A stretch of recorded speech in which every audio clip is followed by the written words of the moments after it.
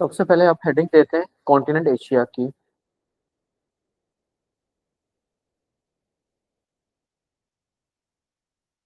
Total number of countries 48। Total यहाँ पर ममालिक है 48।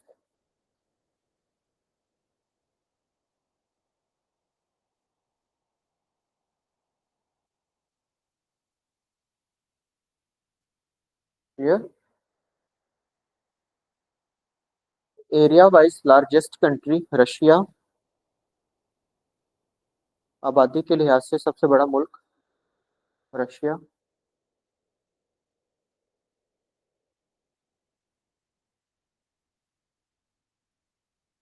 रकबे के लिहाज से सबसे बड़ा मुल्क रशिया। आबादी के लिहाज से सबसे बड़ा मुल्क India. Population wise largest country is India.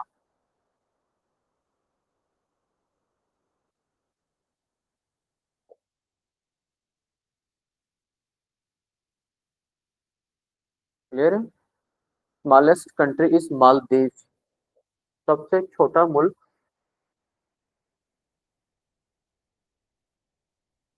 Maldives.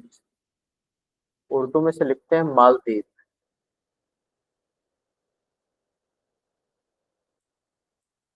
हम लोगों ने स्टार्ट किया है जी बड़े आजम एशिया। बड़े आजम एशिया में टोटल कितनी कंट्रीज हैं यूएनओ के मुताबिक? 48। उन 48 मुल्कों में एरिया के हिसाब से सबसे बड़ा मुल्क कौन सा है? रशिया। आबादी के लिहाज से सबसे बड़ा मुल्क कौन सा है? इंडिया। और सबसे स्मॉलेस्ट कंट्री कौन सी है? मालदीव। अगर हम रशिया की बात करें तो रशिया दुनिया का रकबे के लिहाज से सबसे बड़ा मुल्क है। कॉन्टिनेंट एशिया में भी सबसे बड़ा है एरिया वाइज। और कॉन्टिनेंट यूरोप में भी यही बड़ा है एरिया वाइज। जबकि इंडिया की बात करें तो आबादी के लिहाज से पूरी दुनिया का पहला बड़ा मुल्क है। ये याद रखिएगा। क्लियर है। अब थोड़ा सा बात करते हैं कॉन्टिनेंट एशिया के बारे में। Continent Asia total number of continents कितने हैं? कुल कितने बड़े आजम है?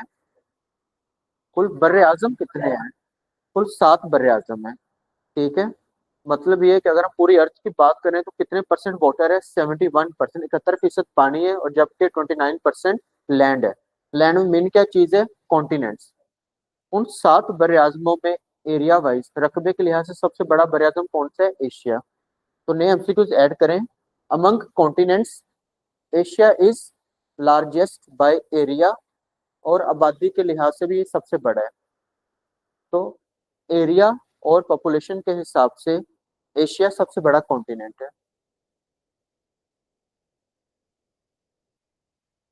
ऑनलाइन वालों को जहाँ कहीं भी समझ ना आए आपने फौरन जो है वो मुझे मैसेज टाइप कर देना है तो सर जी रुक जाए। मैं रुक जाऊंगा। तो Asia is largest continent by area and by population. उम्मीद है कि सवालों में आपको मुश्किल नहीं होगी। मैं इस तरीके से लिखवा रहा हूँ कि हर चीज, लेकिन आपने जो नए बच्चे हैं हर एक एक बात को अलग एमसीक्यूज में लिखना है। सब्जेक्टिव नहीं लिखना। आपने दो जवाबों को एक लाइन में नहीं लिखना। ये याद रखिएगा बस। क्लियर है यहाँ तक? अगर हम बात करें एशिया के हाईएस्ट पॉइंट की तो हाईएस्ट पॉइंट कौन सा बनेगा? जाहिर बात है माउंट एवरेस्ट। माउंट एवरेस्ट कहाँ पे है? नेपाल। तो लिखें highest point in continent Asia is mount Everest.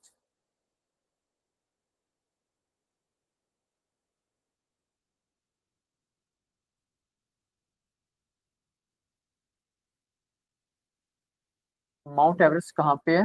Nepal. Nepal Asia.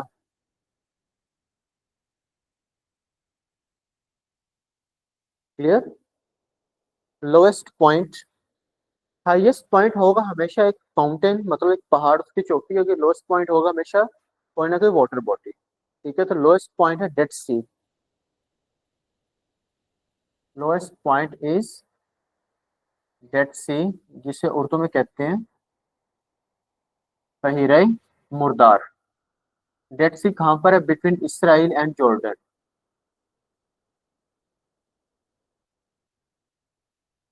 Spelling गलत ना कीजिएगा इसराइल के।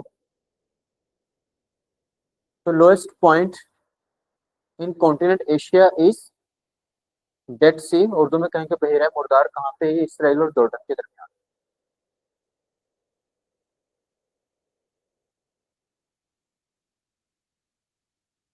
क्लियर, कोई मसला मसाइल यहाँ तक?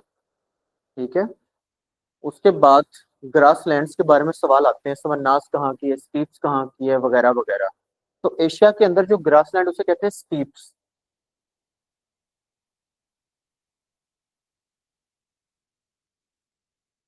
Grassland of Asia is called steppes. जब सिंपल सवाल आता है कि यहाँ के पाए जाने वाले प्लेन्स, सब्जा हरियाली को क्या कहते हैं? Steppes. Clear.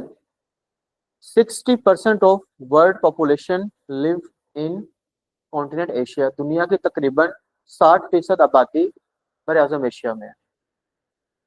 World 60% population live in continent Asia. दुनिया की टोटल कितनी आबादी है? तकरीबन हम कहते हैं 8 बिलियन। तो उस 8 बिलियन का 60% हिस्सा कहाँ पर है? सिर्फ कॉन्टिनेंट एशिया में। क्लियर। अगला एमसीक्यू लिखें, कॉन्टिनेंट एशिया ने इस पूरी अर्थ का 30% लैंड एरिया कवर किया होगा। 30% land area of earth is covered by continent Asia. 30% of total land area is covered by continent Asia. कितने सवाल हो गए हैं जी?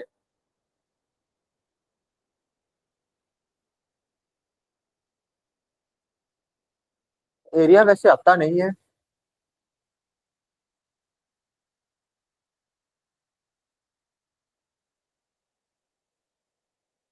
एरिया लिख लीजिए, आता नहीं है, मुश्किल ही है।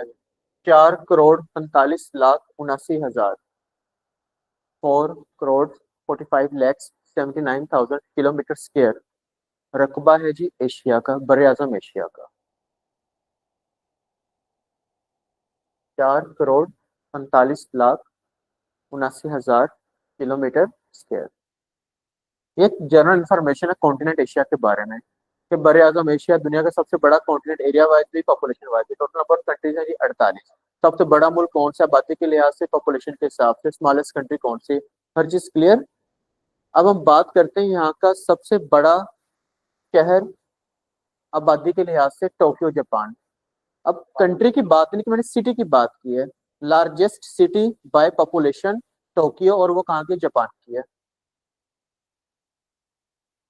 लार्जेस्ट कंट्री, हाँ जी, largest city in continent Asia by population Tokyo. Tokyo की स्पेलिंग है TOKYO। टोक्यो कहाँ का शहर है? जापान का। जबकि एरिया वाइज भी यही सबसे बड़ी है। तो कॉन्टिनेंट एशिया में आबादी और रकबे के लिहाज से सबसे बड़ा शहर कौन सा है? टोक्यो। और टोक्यो किस कंट्री में है? जापान में।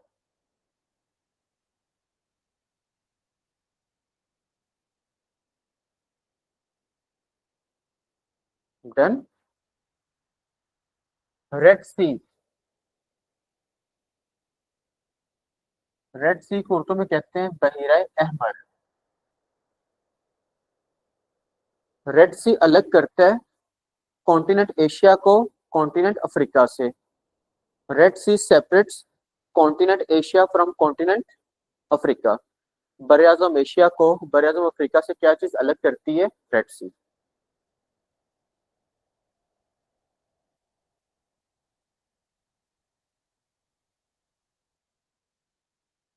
क्लियर, कोई मसला? एशिया को अफ्रीका से। क्लियर है जी यहाँ तक? उसके बाद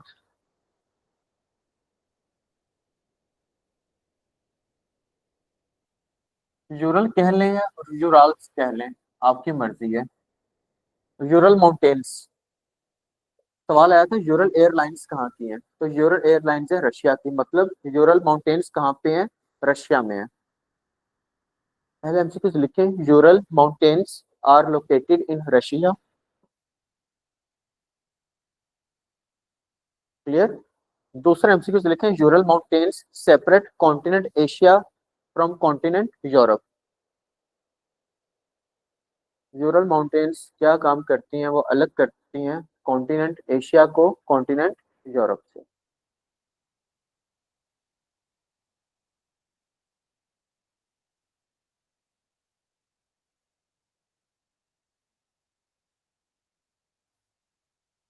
यूरोप। जब आप लोग मैप में देखेंगे तो आपको नॉर्थ में, एशिया के नॉर्थ में सिर्फ रशिया नजर आएगा, वहां पर यूरल माउंटेन्स मेंशन नहीं होंगे। लेकिन मैंने आपको पहले ही बताया, रशिया दुनिया का भी सबसे बड़ा मुल्क है आबादी के लिहाज से। ठीक है, रशिया एक ट्रांस कॉन्टिनेंट कंट्री, मतलब दो बड़े में है। तो एशिया का भी सबसे बड़ा मुल्क यही है रकबे के हिसाब से, और यूरोप का भी यही है। ठीक है। तो एक है जी कैस्पियन सी।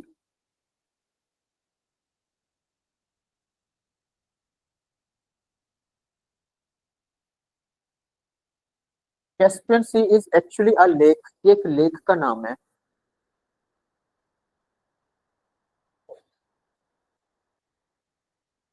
ऑनलाइन वाले बता दिया करें कि कैमरा की सेटिंग सेट कर दें वगैरह वगैरह, तो ना जाया करें प्लीज। तो Caspian Sea is a lake, its boundary is attached with तारिक। कैस्पियन सी एक लेक है और इसकी बाउंड्री किसके साथ अटैच है, तारिक के साथ। अब यहाँ पर तारिक कौन है? T stand for Turkmenistan. Urdu में तुर्कमानिस्तान और इंग्लिश में स्पेलिंग हो जाएंगे TURKMENISTAN, तुर्कमेनिस्तान। कैस्पियन सी कहाँ पे है? कैस्पियन सी आपने कहना जी एशिया में है। कैस्पियन सी एक लेक है, इसकी बाउंड्री किसके साथ लगती है, तारिक के साथ। तारिक क्या चीज है? T stand for Turkmenistan, A stand for Azerbaijan. Azerbaijan की स्पेलिंग है AZERBAIJAN।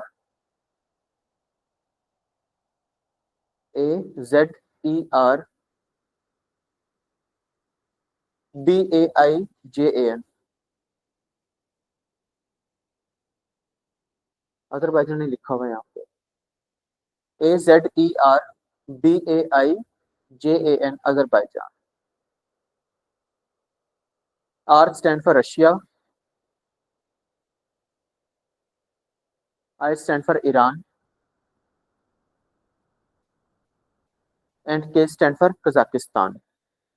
कजाकिस्तान की स्पेलिंग है KAZAKHSTAN, कजाकिस्तान।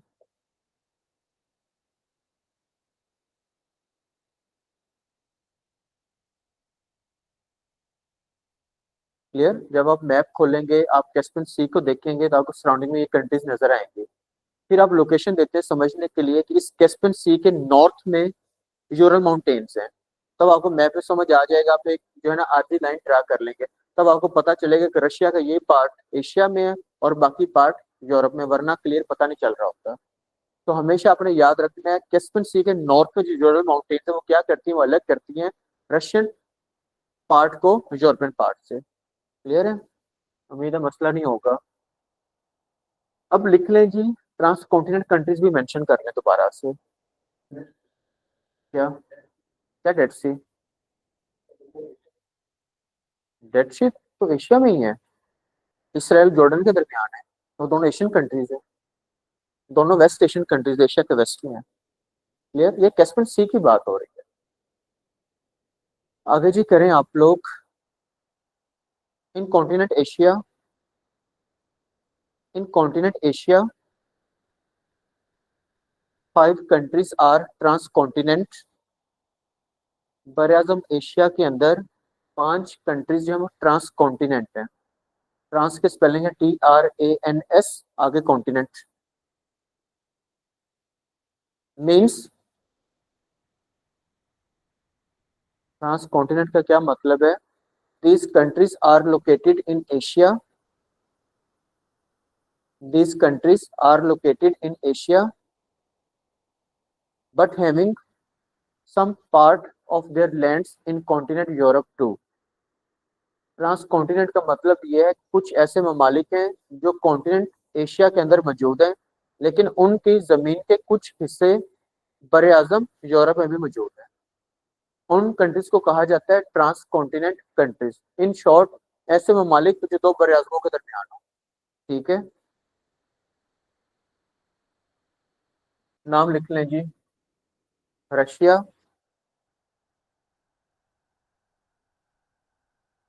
पहली कंट्री रशिया, दूसरी कंट्री कजाकिस्तान,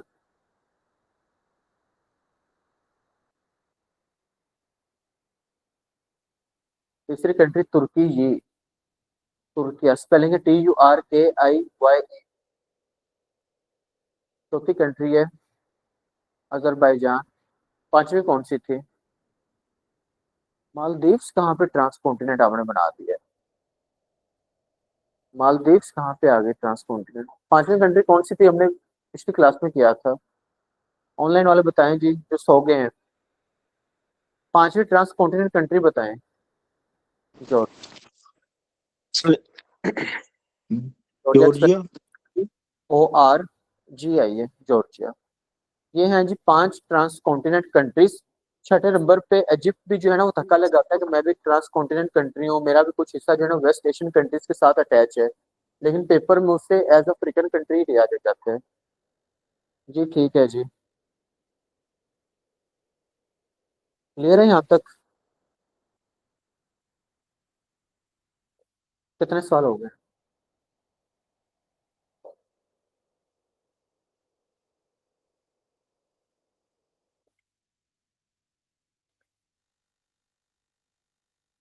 जब कभी भी आपने लोकेशन देखनी है, north, south, east and west. आप एशिया में चलें, पाकिस्तान पे जब पेंसिल बंद रखेंगे ना, आपने पाकिस्तान का नहीं देखना, आप ओवरऑल पूरे कॉन्टिनेंट का सोच रहे होंगे उस टाइम कि आप कॉन्टिनेंट एशिया में है। ठीक है, ईस्ट साइड। क्या हो गया जी?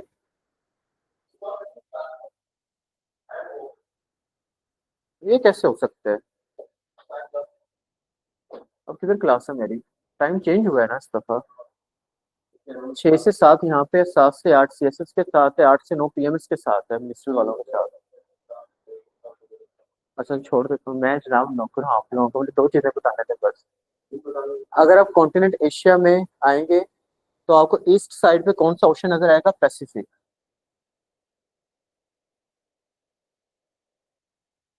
क्लियर है? नॉर्थ में आपको क्या चीज मिलेगी?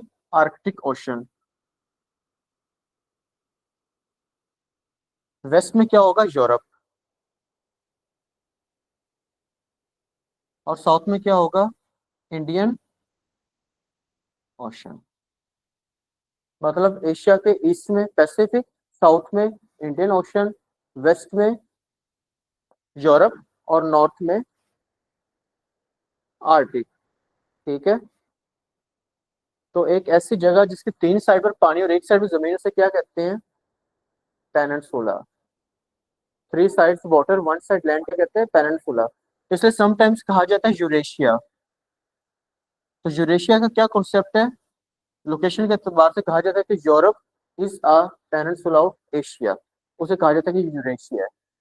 मतलब जब यूरोप और एशिया को इकट्ठा बोला जाता है तो क्या बन जाता है? यूरेशिया। कॉन्सेप्ट ये है कि Europe is a peninsula of Asia. क्योंकि देखें ना, 3 साइड्स वाटर, 1 साइड लैंड।